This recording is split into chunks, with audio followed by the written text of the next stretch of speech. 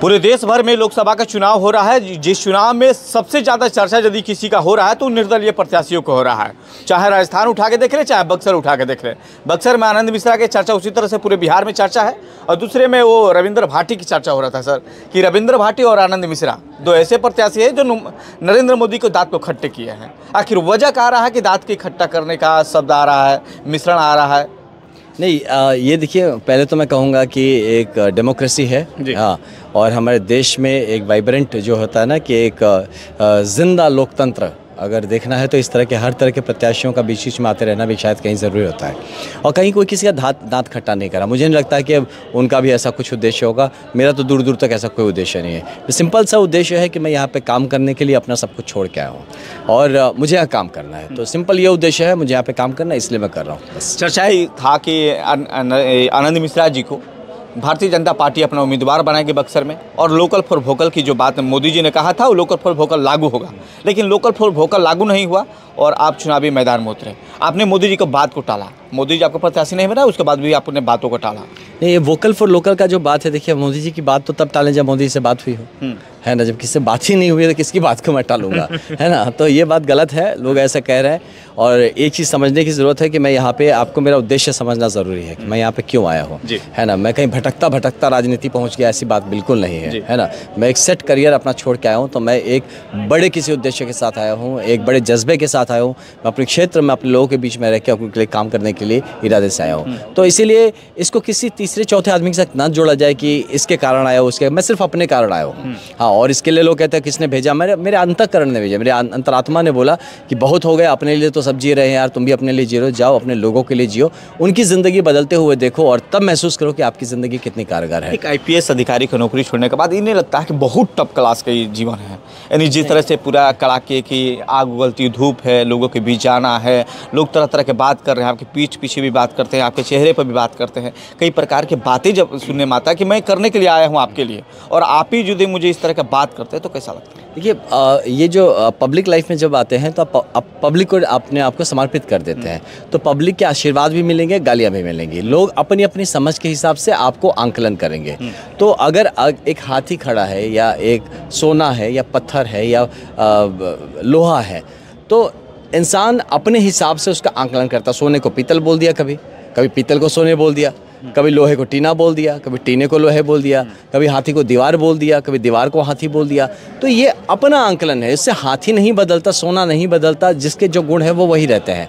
तो मैं ये मान के चलता हूँ कि लोग अपने विचार जब आपके बारे में कहते हैं तो अपने विचार उनके, देखिए, आपके अंदर जो होगा आप वही निकालेंगे। आपके अंदर अच्छाई है, आप अच्छी बातें करेंगे, आपके अंदर बुराई, आप बुरी बातें करेंगे। तो ये सब बातों में नहीं जाना है। दूसरी बात ये है कि ये IPS की ज़िंदगी और इसकी ज़िंदगी में ज़्यादा फ़र्क नहीं है वर्दी के अलावा। वो भी एक पब्लिक लाइफ था, ये भी एक पब्लिक लाइफ है। उसमें डेफिनेटली आपके काम करने का सलीका जो होता था ज़्यादा डिसिप्लिन हो सकता था, क्योंकि आपके टीम जो होता है वो ट्रेन टीम होती थी। और दूसरा होता था कि वहाँ पर आपकी चीज़ें कमांड एंड कंट्रोल सेंटर होता था, आपकी बातों का तुरंत आपने बोला और काम हो गया। यहाँ वो चीज़ के लिए टीम को बनाना पड़ता है, उनको समझाना पड़ता है, सिखाना पड़ता है, और एक बहुत ही अच्छा एक्सपीरियंस है। मिश्रा सर, ये लोगो बन गया है, इस चर्चा के विषय है आपका। ये कुछ इसको शिमाग जो होता है ना, जब हम टैक्टिकल कपड़े जब पहनते थे, मैं ऑपरेशंस में ज़्यादा रहा ना, तो ऑपरेशंस में क्या है, हम ब्लैक कलर का कपड़ा या एक ऑलिव ग्रीन टाइप का कपड़ा मैं इस तरह से लपेट के, ईजी होता है हैंडल करने में, आपको हर तरह से आप इसको बड़ा ईजी यूज़ कर सकते हैं। मैं इसको एज अ वेपन भी यूज़ कर सकता हूँ। लोग कह रहे हैं कि ये अभी तो नॉमिनेशन होना बाकी है, नॉमिनेशन तो होने दीजिए। मोदी जी आएंगे, मोदी जी जब आएंगे बक्सर लोकसभा में प्रत्याशी के प्रचार करने के लिए, उससे 2 दिन पहले आनंद मिश्रा जो है मोदी जी के साथ में पहले मीटिंग हो जाएगा। मोदी जी अपने मंच पर आनंद मिश्रा को खड़ा करेंगे, उस दिन क्लियर हो जाएगा।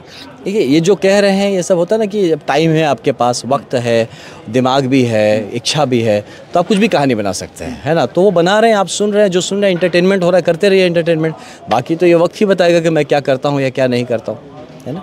चर्चा है तो सुनने में तो आपको भी आया होगा ना कि आनंद मिश्रा जी बैठ रहे हैं, मोदी जी बैठाने के चक्कर में लग गया, अमित शाह से बात इनकी चल रही है। मैं बताऊं, देखिए, मोदी जी और अमित शाह जी बहुत बड़े लोग हैं। हाँ। उनके लिए मेरे जैसा कई हज़ार लाख आनंद मिश्रा घूम रहेगा, उनको इतने मेरे जैसे आदमियों के पीछे उनको पढ़ने की ज़रूरत नहीं है ना। और बहुत बड़े मिशन पे वो काम कर रहे हैं। तो हम जैसे लोग, हम लोकल आदमी हैं, हम लोकल इंटरेस्ट लेके बात कर रहे हैं और आगे बढ़ रहे हैं। तो जो लोग ऐसा कर रहे हैं ना, वो मुझे उतना हाईफाई मत करिए। द मोमेंट मोदी जी मुझे बुला रहे हैं, मोदी, अरे भाई मुझे क्यों उतना बड़ा बना रहे हैं? विपक्षी बात बोल रहा है मिश्रा सर, पूरे विपक्ष ये बात बोल रहा है कि मोदी जी से उनकी बात हो गई है। पूरा विपक्ष में यही हाल है कि मोदी जी से बात होगी, मोदी जी जिस दिन आएंगे आनंद मिश्रा उस दिन मंच पर रहेंगे, उस दिन सारा क्लियर हो जाएगा। देखिए ऐसा नहीं है, मैं बताता हूँ आपको। मैं यहाँ पे, हम लोग यहाँ पे चुनाव लड़ रहे हैं, इसमें किसी को कोई शंका नहीं होना चाहिए। हम चुनाव लड़ रहे हैं।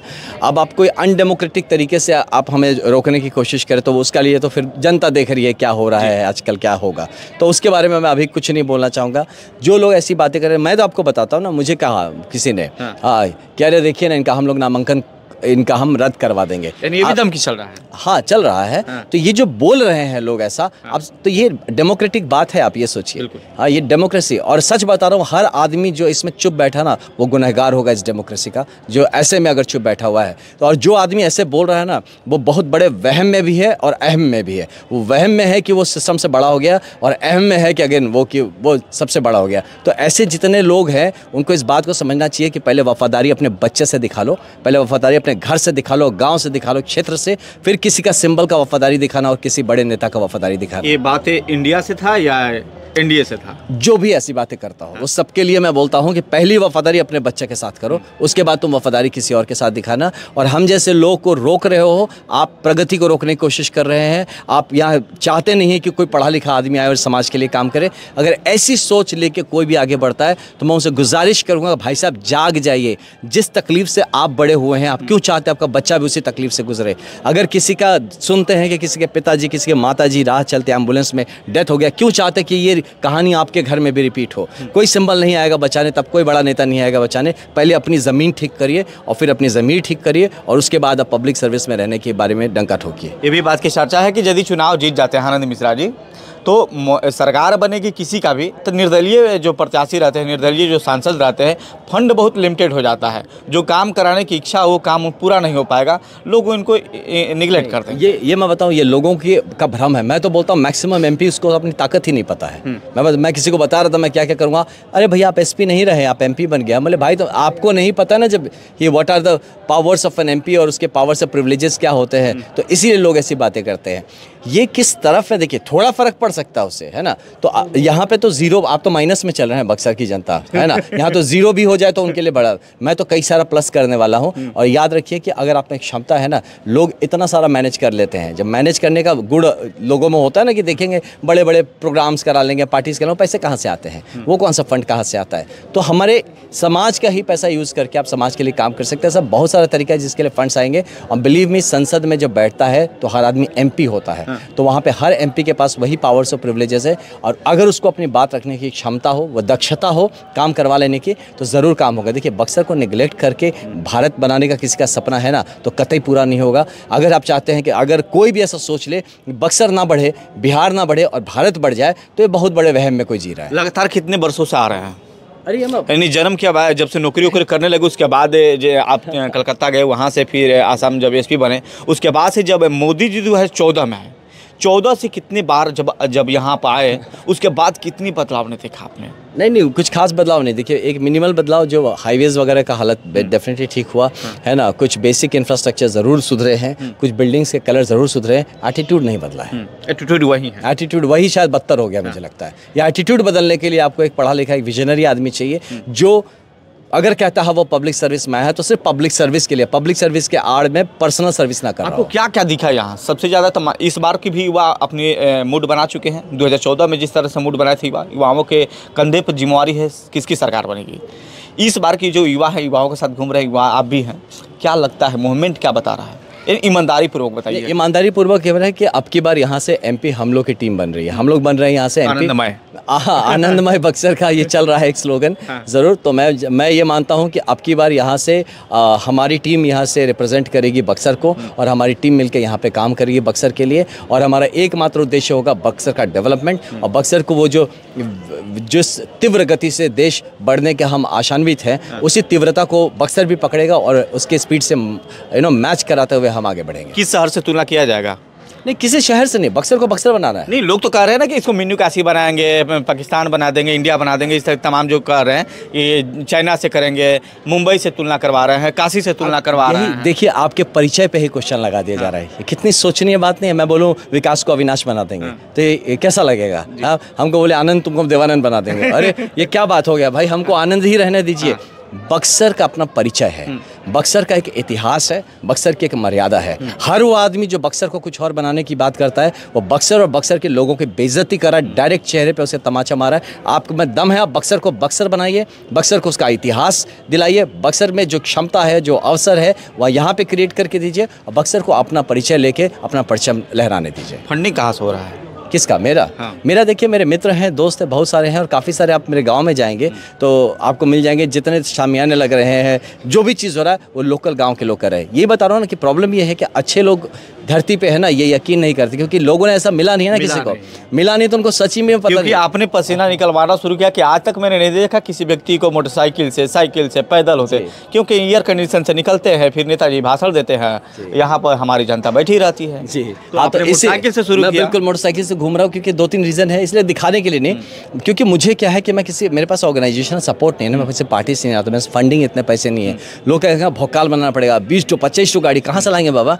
किसी मित्र ने कोई एक गाड़ी दे दिया, कोई एक गाड़ी दे दिया, 2-3 गाड़ी मिले हम लोग को जिसमें भर के हम लोग जाते हैं कोच के, है ना, तो वो तो एसी चला के उसमें गर्मी लगेगी, एक बात। और दूसरा है कि मुझे गली गली पहुंचना है गुरु, मुझे ना घर घर पहुंचना है, तो मैं वो बाइक से पैदल जा सकता हूँ, लेकिन पैदल जाने में वक्त ज़्यादा लगेगा, वक्त नहीं है, इसलिए मैं बाइक का थोड़ा स्पीड मिल जाता है, उससे जाने की कोशिश कर रहा हूँ। और कोशिश कर रहा हूँ लड़के यार हेलमेट पहने, हेलमेट नहीं पहनता यहाँ पे। मैं तो पुलिस में नहीं हूँ ना, तो मैं किसी को जबरदस्ती नहीं कर सकता, मैं तो हेलमेट पहनता हूँ और मैं बहुत कोशिश करता हूँ, सबको बोलता हूँ भाई हेलमेट पहनो, तो लोगों ने बाइक तो खरीदा, हेलमेट खरीदा ही नहीं, सोचो।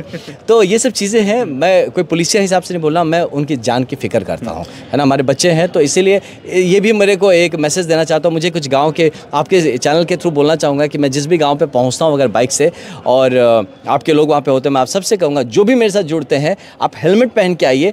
एक मैसेज दिया जाए हम लोग समाज के लिए कि अपनी जान की सुरक्षा बहुत ज़रूरी है और हम एक दायित्वशील नागरिक की भूमिका निभाएं। सर, इस बार जो परसेंटेज है, वोटों का परसेंटेज है, काफ़ी दयनीय है जी, शर्मनाक है इस बार वोटों का परसेंटेज। कि बक्सर के लोगों से क्या अपील है परसेंटेज के लेकर? मैं यही अपील है कि ये वोटिंग नहीं होगा। देखिए, मैं आपके पूरे बक्सर के लोगों से हाथ जोड़ के ये अपील करूंगा कि आप अपना एक दिन दीजिए, और मैं वो कहूँगा हमारे लिए ही दीजिए कि आप एक दिन बाहर निकलिए, उसके बाद मैं 5 साल तक 365 दिन आपके लिए बाहर घूमता रहूँगा। तो ये चाहता हूँ, मैं ये चाहता हूँ कि आप इस बात को मत करिए कि थोड़ी देर की गर्मी लगनी, थोड़ी देर के लिए आप अगर शांत चुपचाप बैठ गए तो आपके बच्चे का भविष्य कोई कोई अनमना सा आदमी उसको हाईजैक करके ले जाएगा। तो इसीलिए आप अपने बच्चे के लिए, अपने भविष्य के लिए, अपने गांव के लिए, अपने क्षेत्र के लिए, बिहार के लिए बाहर निकलिए, वोट करिए, ये बहुत ज़रूरी है। एक सवाल अभी तेजी से वायरल हो रहा था कि आनंद मिश्रा ने कहा कि मुझे बक्सर विधानसभा दे दीजिए या फिर शाहपुर विधानसभा दे दीजिए और मैं चुनावी मैदान से आउट हो जाऊंगा। मैं पॉलिटिशियन नहीं हूँ। ये लोग जो कह रहे हैं ना वो बहुत ही क्या भाई चारित्रिक, मतलब उनका दुर्गुण है जो ऐसी बातें फैला रहे हैं, है ना, कि जिनके पास कुछ, अरे यार मेरिट पे लड़िए ना, चलिए मेरे साथ साइकिल पर निकलिए, चलते हैं गांव घर घूम के आते हैं। मैं तो घरों में जाता हूँ तो वो बोलते हैं भैया मुखिया के चुनाव लड़ रहे हैं क्या? हाँ, बोले क्यों? बोलते हैं ऐसे घर पे तो कोई नहीं आता है, कभी सांसद को देखा नहीं घर तक पहुँचते हुए। हाँ, वो भी आते भी हैं तो किसी बड़े बड़े आदमी लोग के घर जाते हैं, हमारे घर तो कोई आया नहीं। तो इस लेवल पे उतर के काम करिए भाई साहब, ऐसी बातें होने। मैं यहाँ देखिए भाई साहब पद छोड़ के आया हूँ, मैं पद पाने के लिए नहीं आया हूँ, मैं काम के लिए प्लेटफॉर्म खोज रहा हूँ। पॉलिटिक्स मेरे लिए सिर्फ एक मात्र प्लेटफॉर्म है और ये जिसके लिए हम लड़ रहे हैं, हम इसी के लिए लड़ रहे हैं। और मैं नेगोशिएट करने वाला आदमी नहीं हूँ। आप जाके मेरा पुराना करियर उठा के देख लीजिए, इतने साल के करियर अगर मैं किसी के साथ नेगोशिएट किया होगा कि तुम ये कर दो तो मैं ये करूँगा, इस तरह का चारित्रिक दुर्गुण मेरे अंदर नहीं है।